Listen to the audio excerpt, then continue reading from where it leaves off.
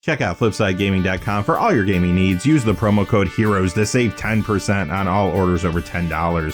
From now until June 17th, if you use this promo code, you will automatically be entered into a drawing to win a Modern Horizons booster box. Also, there is a way to enter the drawing with no purchase necessary. See the description below for the full details. Hey there, this is John from Heroes and Legends, and welcome to another day of Modern Horizons previews. A lot of great cards to look at again today. If you're curious as to the source of any of these cards, just check out the description below. You're going to find the information there.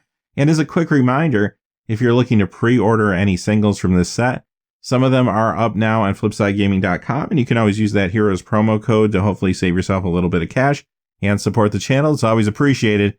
But with that being said, let's get into it. Echo of Eons. This one is a mythic, and this one is not fooling around. Time Twister effect for 6? Okay. Time Twister effect for 3? That's Time Twister, my friends. If you can get this thing into your graveyard, the flashback cost is a blue and 2. So, does this see Modern play? Of course it sees Modern play. This will be great in Storm-style decks. Legacy's going to love this thing, too, in Storm. Even Vintage will probably play it. The thing is, it's not hard to get this into the graveyard if you're playing Storm. There's a lot of cheap spells that will do that for you. And then later in the turn, you go ahead and play this. It just goes towards the Storm count anyway. You get a handful of new cards. Hopefully just finish going off and close out the game at that point. Let's talk about some other formats. Commander. Yeah, absolutely. Some decks are going to play this and try to play it in kind of an unfair way. Others will play it in more of a fair way, but it will see play there. Limited, it could be a little awkward there, but I'm probably going to still try to run it if I have access to it, and here's why. Worst case scenario, you have to play this because you're starting to run out of gas a little bit and you're falling behind. You play it for 6, your opponent gets to kind of strike first with their new hand. That's not going to feel great, but I was losing the game anyway, so who knows, maybe I get lucky, I draw some good stuff and I catch up. Or perhaps my opponent is playing like the Gruul colors where lands in the graveyard matters. I could set them back a little bit by making their graveyard go away. The best case scenario for you when you're building your deck is to have a low curve deck. If you have a low curve deck, then you're able to get more of your creatures and more of your things out quicker after you play this. Then hopefully you start to pull ahead a little bit naturally. This will be better against certain matchups than other matchups. It will be better in certain decks than other decks. But like I said, worst case scenario being a panic button, I'm okay with that too. Rebuild. This one is a reprint with some new art, originally from Urza's Legacy, the only time it has been printed until now. That original copy will run you about $1 or $2, but the foil is around $15. So here's another opportunity at a crack at a cheaper foil. Now this has seen a tad bit of vintage play. Sometimes in vintage Storm decks this will show up. Now this is different from Hurkyl's Recall because first off it does cost 1 more, but it has Cycling 2, and this time return all artifacts to their owner's hand, where Hurkyl's Recall actually targets a player. Now that does get interesting for Modern as maybe a card you might want to run in SRAM Cheerios.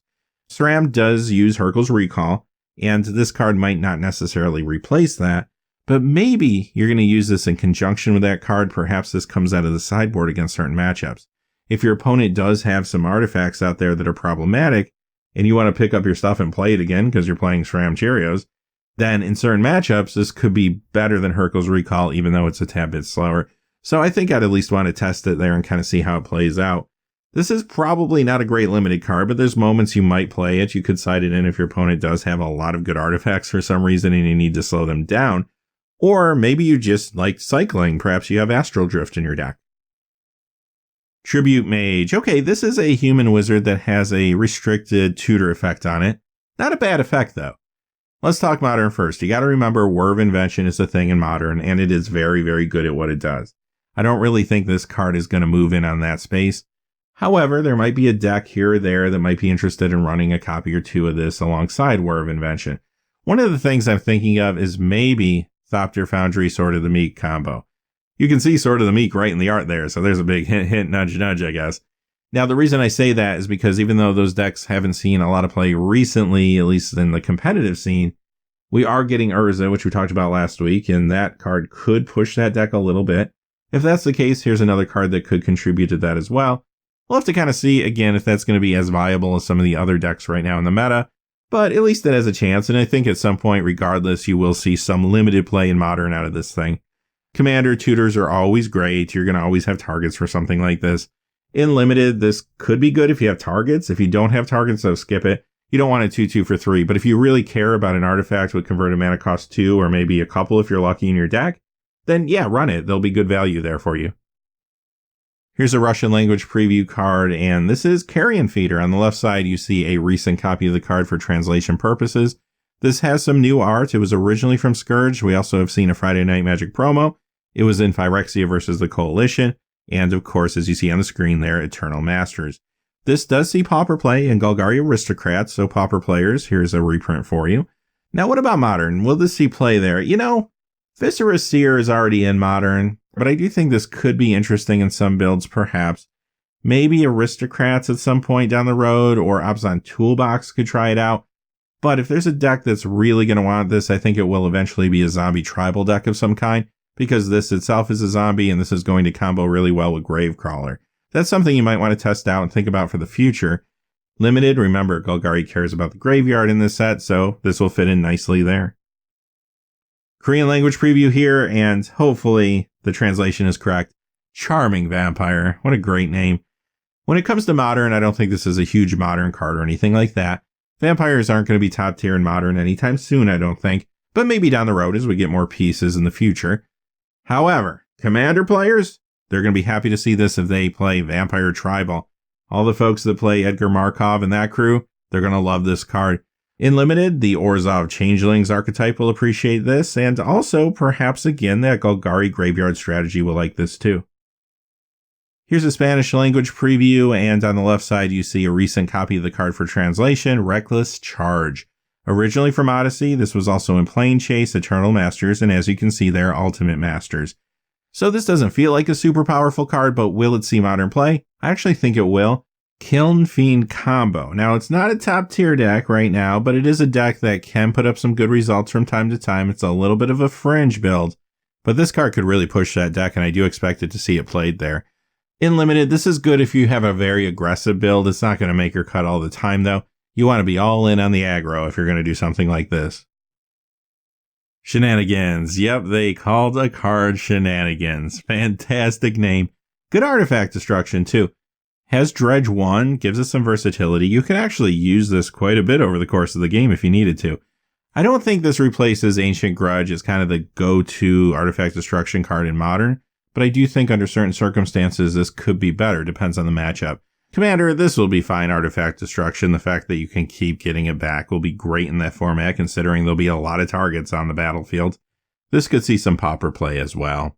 Limited, well, this is a sideboard card. If your opponent does have a problematic artifact or two, then bring it in. Tectonic Reformation. Okay, this is pretty crazy. For a red and 2, it's an enchantment. Each land card in your hand has cycling for red, and it cycles itself for 2.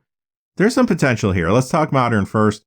Yeah, take this, take Ren and 6, throw Life from the Loam in there. I think that's the beginning of a potential competitive Modern deck. Or maybe this is what Astral Drift needs to be competitive. So I do think this will see Modern play in some form. Another place you might want to try it out is maybe, just maybe, test it in an aggressive build. And it could be a creature-heavy aggressive build. It could be a burn deck. But even though you don't like to take pressure off from your opponent to play something like this, later in the game, if you're running out of gas, you can cycle away those lands and try to hit something. That's at least intriguing. I'd like to see how it plays out. I mean, maybe you would feel like I'd just rather not draw this at all, but maybe it could be helpful. Commander, it'll be good, obviously, for the same reason I just mentioned. You can get past your lands and get to your heat later in the game. But also, land-centric decks will love something like this. Perfect for Lord Windgrace, for example. Limited, it's good there too. Maybe you're in the Gruul plan where you care about lands in your graveyard. Maybe you're not. Maybe you're just in a board style playing a long game of Draft or Sealed and you need some way to get past those lands and get to your action. This will do that for you if you're lucky enough to open this rare. Hogak, Arisen Necropolis. Okay, this one's kind of interesting. 8/8 trample creature, that's pretty powerful. But there's a little setup here. You can't just cast it like you normally would. You have to use Convoke and Delve. Now, you can also play it from your graveyard, so that's a nice little bonus, especially if it ends up getting kind of milled away there. Golgari graveyard mechanics are a thing in Limited, so that kind of feels right. So let's talk Modern first. Unfortunately, I think you're jumping through a few too many hoops to make this work. Sure, could you do a self-mill deck and try to get it out that way? Yes, but then you have the Convoke element to at least try to get 2 mana on color. Starts to feel a little bit awkward. I'm not really feeling it there. In Limited, like I said, this will be good in the Golgari strategy. If you think you can pull this off, if you feel like you can get enough stuff in your graveyard to delve and you're okay with the whole convoke to get the colors, then yes, I would totally go for it. This will be a big payoff if you can make it happen. Commander, yes, you'll be able to definitely pull this off there. The big question is, do you want to try to make this your commander? That could be an interesting brew to try to put together. Much like the previous card, and actually the card that will be at the end of the video we'll see in a few moments, this card, as well as the other 4 lands in this cycle, were leaked earlier this week, but now all of these cards have been officially previewed. And yes, indeed, we are getting the Onslaught cycling lands.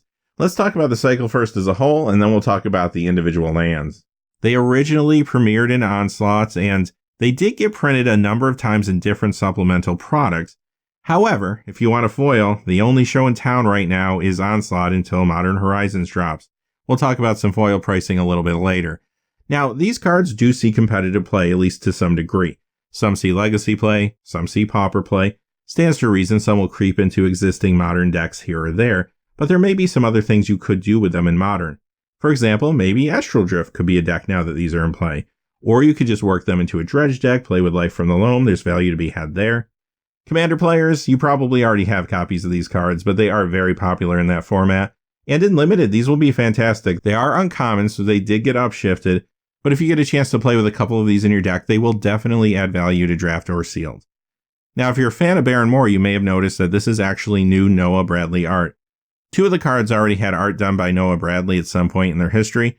The other 3 did not. Those 3 got new art. This is one of them. Let's talk a little bit about Baron Moore now. The Onslaught foil is about a $30 card. It sees play in Pauper, Orzhov Pestilence. Light Legacy play too, sometimes 4-color Loam and Abzan midrange. Forgotten Cave, now this one already had Noah Bradley art, so this is a repeat. The foil from Onslaught, though, is going to run you about $7. Sees Pauper play in Kuldotha Boros and Is It Land Destruction. Here's Lonely Sandbar, another card that already had Noah Bradley art. Onslaught foil is going to run you about $45.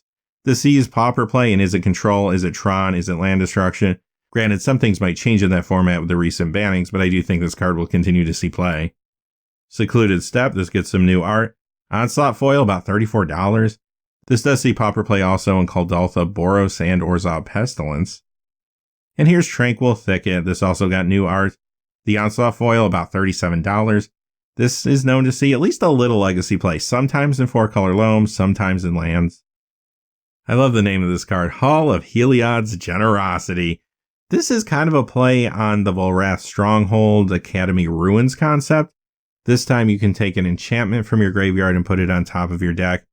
It will cost you a white and 1 and you have to tap this. I think this is actually good for Modern. Modern doesn't have a good way to interact with enchantments in the graveyard like this. And now this card could see play just generally to be able to do things like maybe just pull a ley line back out of your graveyard when you really need one. Or you might see more focused play from this card if a deck's running Seismic Assault and Life from the Loam. If they mill their Seismic Assault, this is a way to get it back. Might not be the fastest, but it is a way to at least do that now. Long story short, I do think this will see Modern play, maybe in some new brews, maybe in some existing decks as well. Commander, basically an auto-include in those enchantment decks forever at this point. Limited, if you have enchantments that you care about, then this might be worth running. Although, consider this. It does tap for mana, so if you have a relatively even deck color-wise, then this could just be part of your mana base, and who cares, right? But if you are getting greedier on colors, and you do have enchantments that you care about, maybe you don't put this in Game 1, maybe you just go ahead and play Game 1 if the opponent sees one of these problematic enchantments, then side it in because they might be siding in hate for Game 2 or Game 3, and it gives you a little bit more consistency in Game 1 if you need it. Or you could just take out a spell and put it in a spell slot if you want to, that's another option. If your deck is more evenly balanced on color, then it won't matter as much. Alright, those are the cards for today. We're going to come back tomorrow and recap everything that happens over the next 24 hours. But until next time, hey, thanks for watching. Please remember to like and subscribe, and have a great day. Hey, thanks for watching. This video is made possible through the generous support of viewers like you on Patreon. Check out the description below for links to our Patreon page as well as our Amazon affiliate store, where a small percentage of all sales will also help support the channel. Finally, if you haven't had a chance yet to subscribe, hit that subscribe button so you don't miss any of the new videos on Heroes and Legends. Talk to you again soon, and have a great day.